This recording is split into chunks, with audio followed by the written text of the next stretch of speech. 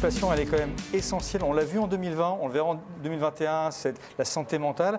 Et pour cela, on a quelqu'un avec nous à distance, Vassigna, qui connaît bien le sujet. Eh bien, je vous propose d'en discuter avec Denise Silbert, donc je vous le rappelle, qui est la cofondatrice de VR4health.com et qui a accepté d'être avec nous ce matin. Donc merci Denise et bonjour. En écoutant l'échange précédent, la présentation précédente, une question forcément me vient spontanément, mais on a commencé à l'évoquer. On a vu les bénéfices de la VR, de la R, de la XR sur la pratique médicale. Mais concrètement, quels apports, quels bénéfices pour le patient ? Donc, merci pour cette bonne question. En fait, il y a de très grands apports thérapeutiques. C'est ce qui me passionne dans la réalité virtuelle thérapeutique, un terme qu'on invente un peu parce que nous sommes au début de ce domaine. Il y a plusieurs grandes indications reconnues qui sont la douleur, l'anxiété, la dépression et toute une série de maladies mentales. Et puis dans un troisième volet, il y a la rééducation, que cela soit post-stroke ou post-traumatisme, par exemple. Et donc, concrètement, quelle est aujourd'hui la spécialité médicale dans laquelle on retrouve le plus de réalité virtuelle, par exemple ?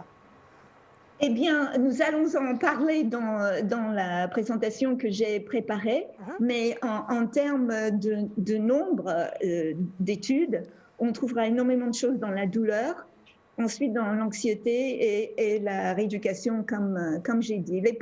Les gens pensent immédiatement à la réalité virtuelle pour le stress et l'anxiété que nous vivons actuellement avec Covid, mais il y a aussi plein de choses à côté. Et c'est pour ça que j'ai créé cette start-up avec une patiente qui est une survivante du cancer et qui aurait voulu justement profiter de la réalité virtuelle à l'occasion de sa maladie qui a eu lieu il y a quelques années et qui n'a pas pu.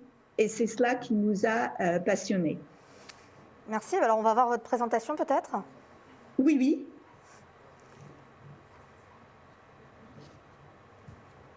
Voilà, donc pour être dans l'esprit du CES, j'ai choisi des sociétés qui reflètent une tendance importante de la réalité virtuelle, qui est que non seulement c'est efficace, mais qu'on peut quantifier les résultats. Et donc la data qui va venir de ces domaines immersifs va être de plus en plus important. C'est une tendance de fond.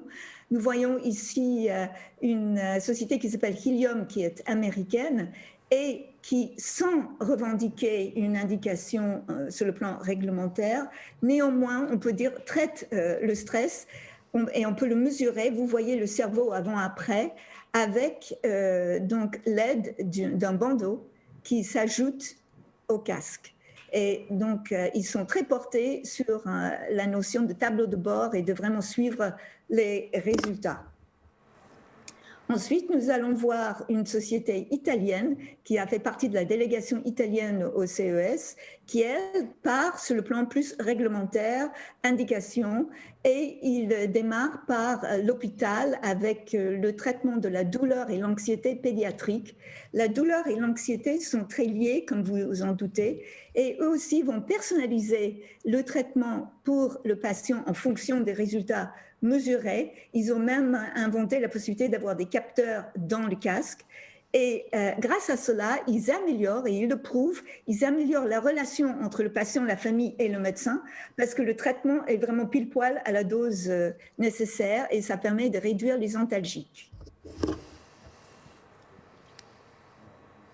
Et donc, nous voyons ici, c'est très moderne, mais c'est un film muet, qui me permet de vous montrer 5 indications différentes de la réalité virtuelle, puisque vous posiez la question au début.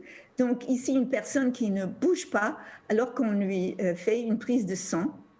Ensuite, nous avons d'autres indications qui vont venir. Là, c'est une femme qui attend un bébé. Elle est absolument en plein travail. Ça ne se voit pas. Ici, ça n'est pas facile de déplacer l'épaule et la personne ne réagit pas, elle ne sent pas les choses. Donc ensuite, pour les pansements, c'est extrêmement douloureux et la personne est également équipée, c'est la société Onconfort, une société belge qui nous a filmé tout cela, Et puis en dernier, donc c'est une intervention de microbiopsie également douloureuse. La personne ne l'a pas ressentie. Donc ce que je voulais également vous montrer, nous avons parlé des États-Unis, de l'Europe, c'est que le domaine de la réalité virtuelle thérapeutique est fermement planté sur deux pieds, un pied américain et un pied européen. C'est extraordinaire. C'est vraiment la première fois dans le monde du numérique que l'Europe est au niveau de l'Amérique. Et c'est vraiment une chose à noter. Qu'est-ce que l'on voit ici? C'est l'implantation des essais cliniques. Ce sont des recherches que vous pouvez faire sur le site clinicaltrials.gov. Et je vais vous montrer qu'en France, c'est également magnifique parce que la France est aussi le leader de l'Europe et que ce n'est pas uniquement du parisianisme, c'est toute la France où on va trouver des études en cours. Donc, on a un bel avenir dans la réalité virtuelle thérapeutique en France et j'en suis tout à fait ravie. Merci. Oui. Donc, il y a toutes ces études et ça répond à votre première question.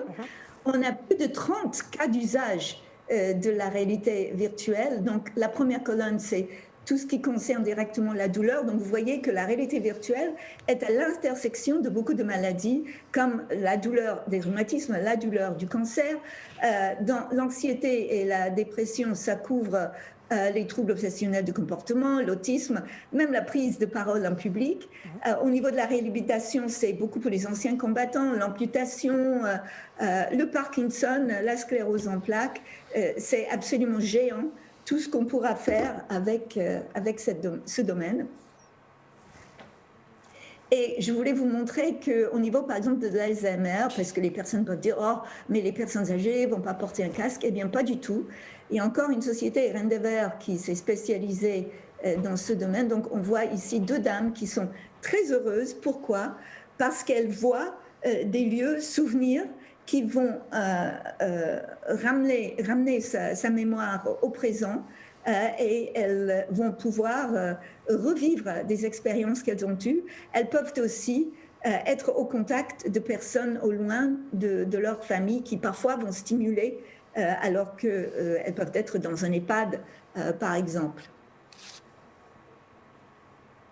Et la même dame que nous avons eue tout à l'heure au travail, eh bien voilà le fruit de son travail. Le premier enfant, la première enfant est née avec une analgésie artificielle et cette dame a voulu par la suite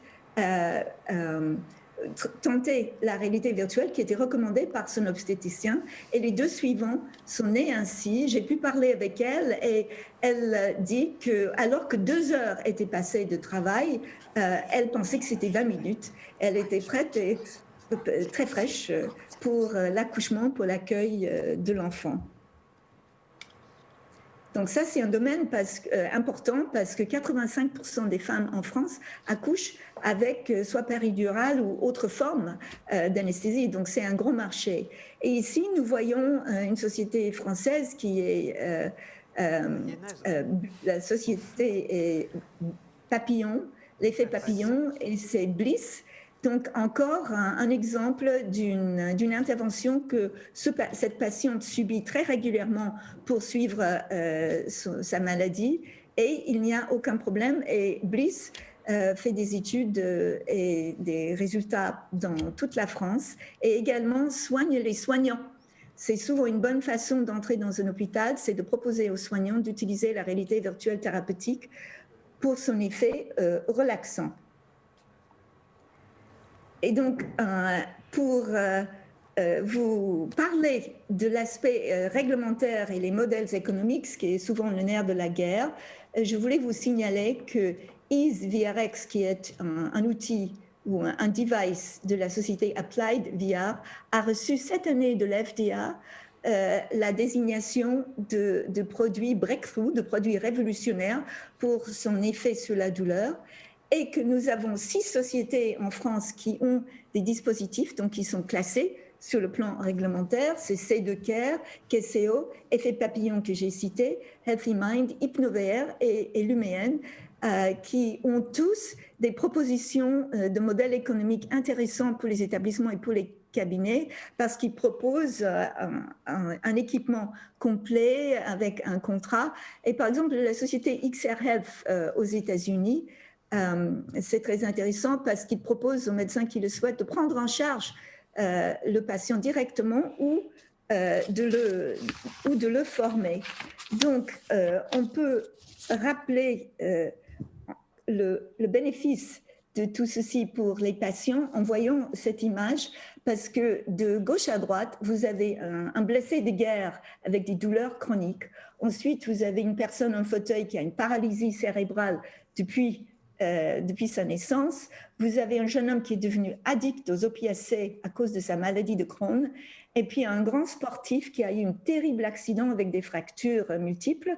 Et j'ai animé cette table ronde dans le cadre de VR for Health qui nous permet de ne jamais oublier que derrière toutes ces technologies, il y a de vrais patients qui en bénéficient et que notre objectif est avec vous, comme ça a été dit plus tôt dans cette matinée, et de construire avec vous des partenariats d'information et de collaboration pour que le plus grand nombre de patients et professionnels soient mis au courant des vertus de la réalité virtuelle.